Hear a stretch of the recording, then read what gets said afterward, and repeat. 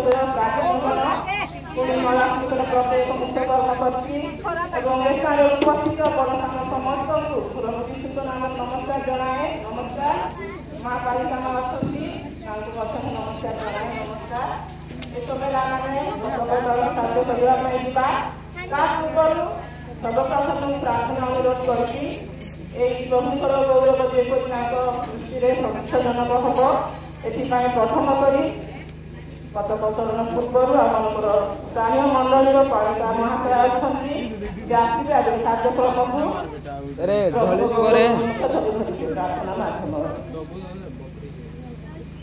ଆସନ୍ତୁ।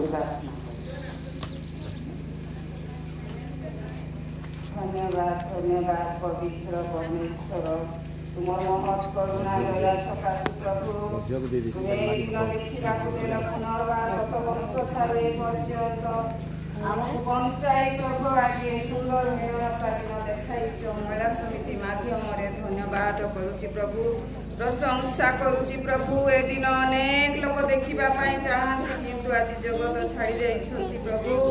ଆମେ କ୍ଷୁଦ୍ରମାନଙ୍କୁ ଧୂଳିମାନଙ୍କୁ ତୁମର ମହିମା କୀର୍ତ୍ତନ କରିବା ପାଇଁ ସୁନ୍ଦର ପ୍ରକାଶ ଦେଇଛ ବୋଲି ଧନ୍ୟବାଦ ଦେଉଛି। ତୁମ ଦାସୀ ଉପସ୍ଥିତ ହୋଇଛି ସେ ପରିଚାଳନା କରିବ ପ୍ରଭୁ, ତା ସହିତ ତୁମେ ରୁହ।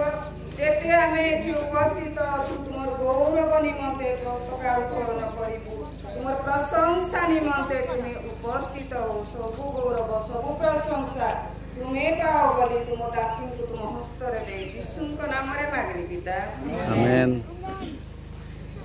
এই সময় ଆମେ ପତାକା ଉତ୍ତୋଳନ କରିବା ପୂର୍ବରୁ ପ୍ରଭୁଙ୍କର ଧର୍ମଶାସ୍ତ୍ରରୁ ଗୋଟେ ଅଂଶକୁ ଅଧ୍ୟୟନ କରିବା ପାଇଁ ଯିବା। ତାହା ହେଉଛି ଆମମାନଙ୍କର ଗୀତ 60 ପର୍ବର 4 ପଦ। ସେ ଅଂଶକୁ ଆମମାନଙ୍କର ଘଣ୍ଟ ମହାଶୟ ଅଛନ୍ତି, ସେ ଅଂଶକୁ ପଢ଼ି ଶୁଣେଇବେ।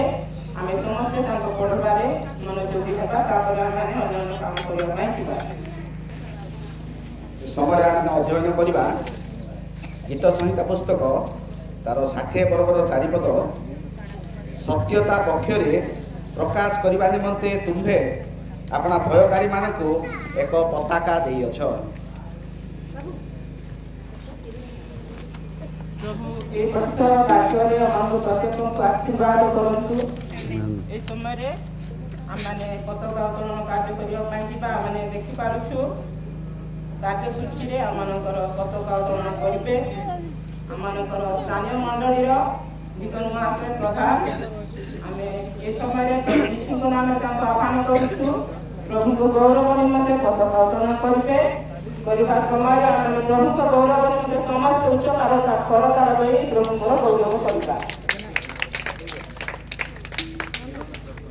ପ୍ରଭୁଙ୍କର ପବିତ୍ର ଗୌରବ ନାମକୁ ଧନ୍ୟବାଦ ଦିଏ। ବର୍ତ୍ତମାନ ପତାକା ଉତ୍ତୋଳନ କରିବା ପୂର୍ବରୁ ଉପସ୍ଥିତ ହୋଇଥିବା ସମସ୍ତଙ୍କୁ ମୋର ଶିକ୍ଷକ ନମସ୍କାର ଜଣାଏ। ନମସ୍କାର। ଆମେ ଗୋଟିଏ ଅଂଶ ପାଠ କରିବା। ଆମମାନଙ୍କର ଲୟନରେ ଝିଅ ସମିଆ ଅଛନ୍ତି, ସମିଆ ଝିଅ ପରମ ଗୀତ ତାର 2 ପର୍ବର 4 ପଦ ସେ ଅଧ୍ୟୟନ କରିବେ। ପରମ ଗୀତ 2 ପର୍ବର 4 ପଦ ସେ ଅଧ୍ୟୟନ କରିବେ।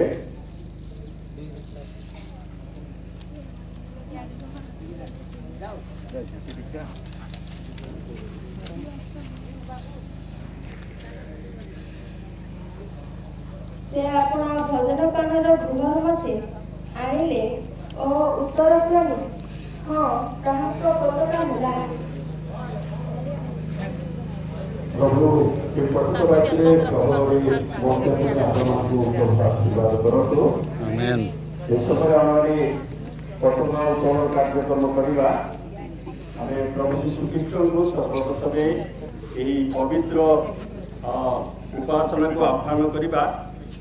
ଆମେ ବର୍ତ୍ତମାନ ପ୍ରଭୁଙ୍କର ଭକ୍ତିକୁ ଉଡ଼େଇବା। ପ୍ରଭୁଙ୍କ ସମସ୍ତ କାର୍ଯ୍ୟ ଯେପରି ସେ ସମସ୍ତ ବିଷୟ ତାଙ୍କର ଉପସ୍ଥିତ ହେବାକୁ ଦେବେ।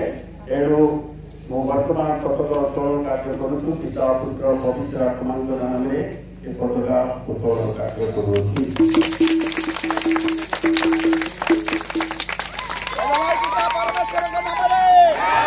ପୁତ୍ର ପରମେଶ୍ୱରଙ୍କ ନାମରେ ଜୟ, ପରମାତ୍ମା ପରମେଶ୍ୱରଙ୍କ ନାମରେ ଜୟ।